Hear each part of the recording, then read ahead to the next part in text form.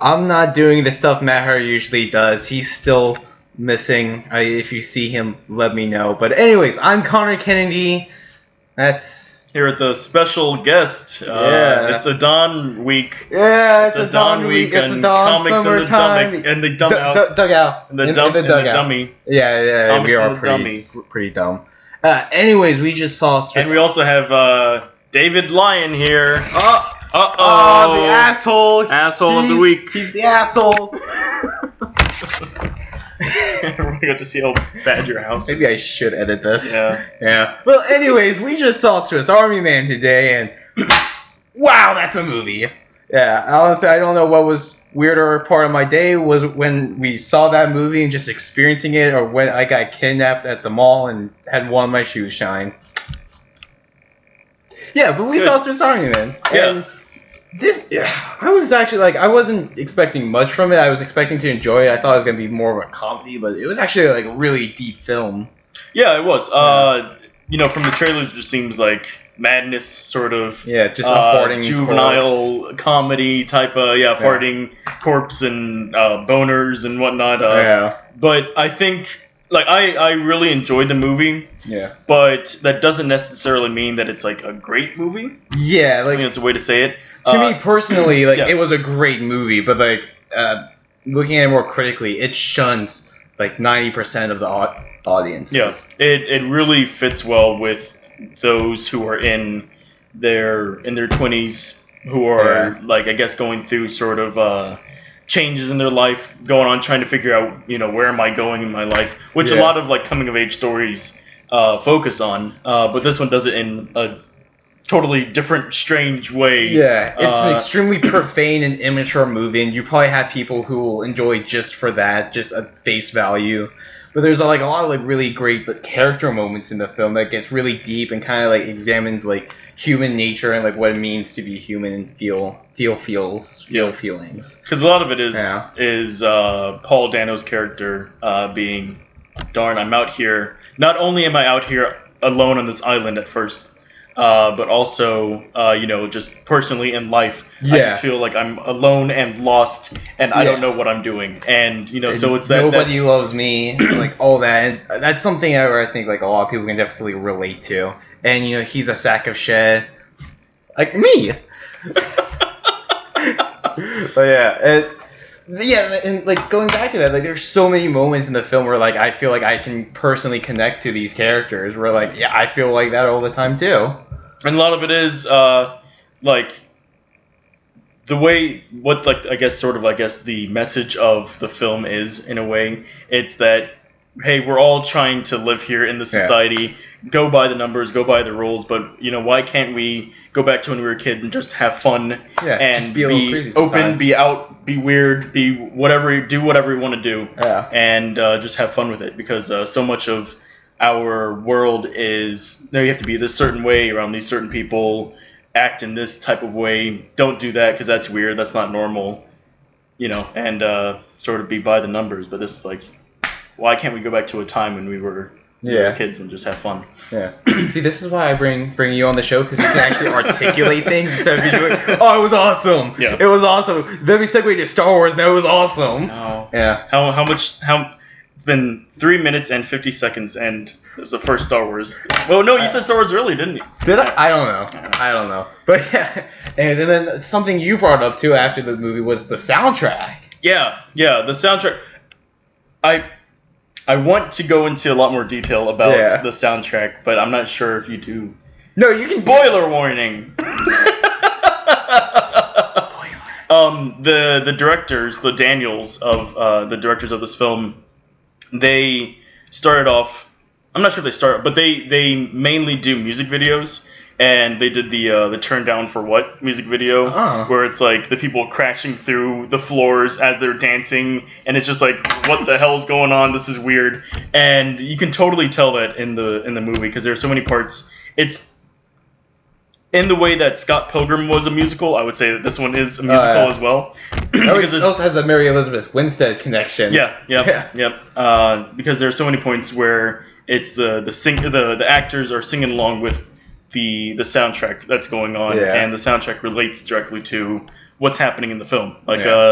popular song that's out, or that they released, is their montage song talking about them shooting raccoons, building a fire, and eating the Just a stuff bunch they of killed. crazy nonsense. Yeah, like, as it's happening though, and they're singing along with it. And like some of those scenes too, like I'm watching them, like I don't believe they're doing this right now. This is freaking crazy. Like, my face, like throughout the film, was like. It's a lot of magical realism and fantastical sort of elements to it.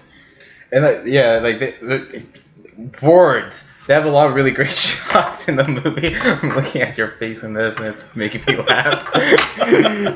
Yeah, like they captured like so many like amazing shots. Like in the beginning, this was shown in the trailer, but you have like Paul Dano riding Daniel Radcliffe like he's a motorboat from this far. And like it looks kind of.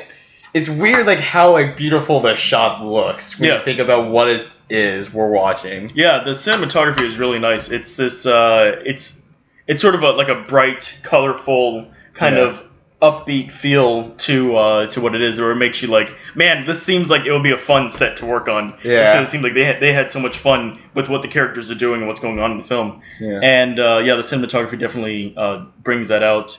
They're in the woods, in the forest, trying to get back home for most of the film, and it doesn't seem like, oh, here's just the woods, it's just whatever. It's it's like all like these like dense leaves and these grand trees, and it's really a nice setting to look location. at. Yeah, the setting and the props used for the movie, the prop designs, because.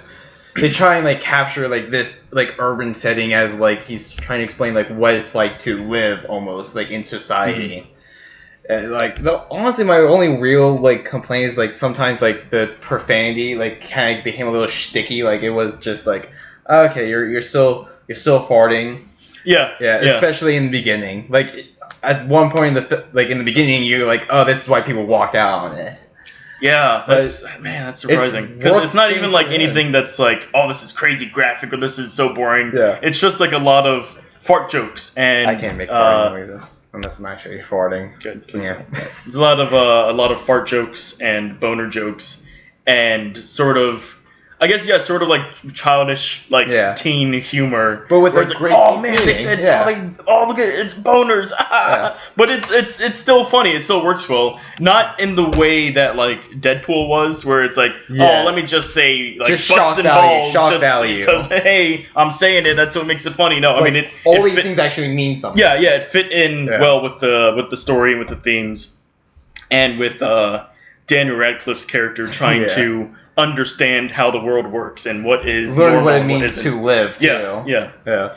And I can't really think of anything else right now. Now that I didn't like the ending, I'm not gonna go into details about the ending because I want people to see this movie who will actually like it and possibly appreciate it. But the ending is gonna make for a good conversation after you see it. I think that Mary Elizabeth Winstead has been in some strange ending movies. That kind of previews something else Adan and I might be doing. We might be making a video talking about 10 Cloverfield Lanes. Well, we'll see. We'll see if you guys get that. Hopefully you won't, because you're not going to watch any of these anyways.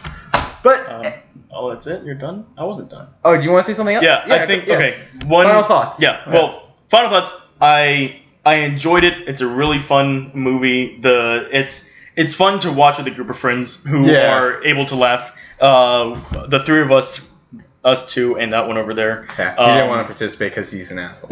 We were in a pretty empty theater, and I think we were the only ones laughing. I could hear like most of the time. Somebody behind us laughing sometimes, but like I just so many like just little moments too made me laugh. Like just watching him like Paul Dano lug Daniel Radcliffe's body around is just there's. Ton of funny imagery in this movie, but there is also the sort of like, okay, this is getting like kind of sappy. It's like, okay, I get it. I really enjoyed all of those parts though. Yeah, it's those sort of like cliched coming of age type of tropes where it's like, oh man, I love so and so. I want to be here. I want to do this with my life, or do this with my job, whatever. But it's in this. They're in the woods. Daniel Radcliffe is dead. He's a farting corpse. It's weird, and so it has those sort of cliches, and it hits on those moments that a lot of coming of age films do, but in a totally different way, where it's like you're not really expecting it to be that type of film. Yeah. Out of 10, just out of 10, what would you give it? Out of 10, I think like my personal fulfillment, I would give it an 8. I think I'd give it about an 8. Yeah, because it's definitely one that I'd be like, yeah, I want to go and see it again. It's a lot of fun to watch. It's fun to be part of it. But there were some moments where it's just like, okay, I could, sort of get on with it. Yeah. For me, like I said, a lot of great character moments for me really made this great. They were very relatable. And it was the immaturity of it was kind of fun at times, but sometimes it was just a little too slapstick. But the deeper context to the story, the themes, and all that jazz, I really enjoyed. I really liked it. So I think out of personal fulfillment, I'd give it maybe a 9, mainly because I gave Civil War an 8, and I enjoyed this a lot more than Civil War. Yeah. But my actual score, I'd say about 8.5ish. Yeah. Nice. Yeah. So one more thought for me, I guess. I was gonna watch this anyways. Okay. Whatever. I could relate this movie a lot to Wes Anderson's Rushmore. I'm not sure if you've ever seen that. No, I haven't seen anything about Wes Anderson. Okay, well, it's with Jason Schwartzman and Bill Murray, and the way that is Jason Schwartzman's character, he's trying to act a lot more older than what he is, and he's trying to be become an adult and find out his place and what I'm doing in my life.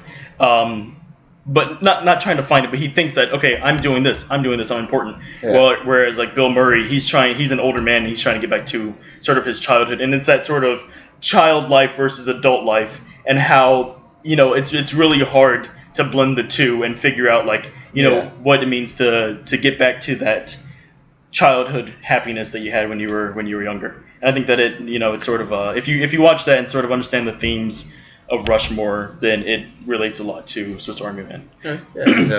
David, score out of 10. Go. Come on. 8. David gives it an 8. That's a fair score. Yeah, that's what you gave it. Yep. Yeah. And also, we have comments in the Dugout. We have a blog now. I talked about that for months, and we did it. It's up there. It's comicsdugout.wordpress.com. Check it out. Adan's going to be writing for it on occasion. We'll see. Same with some other people, or we'll see. It's going to be a thing. I might post a link to it in this video. Probably not. You can check it out on our Facebook page. You can like and subscribe to our channel. You're not going to if you're watching this. But yeah, anyways. Selling out, man. You're selling out. I'm selling out. I just want to get rich quick. Anyways, so yeah, go see Swiss Army Man. Yeah. Instead of a stupid blockbuster movie. Like Ghostbusters!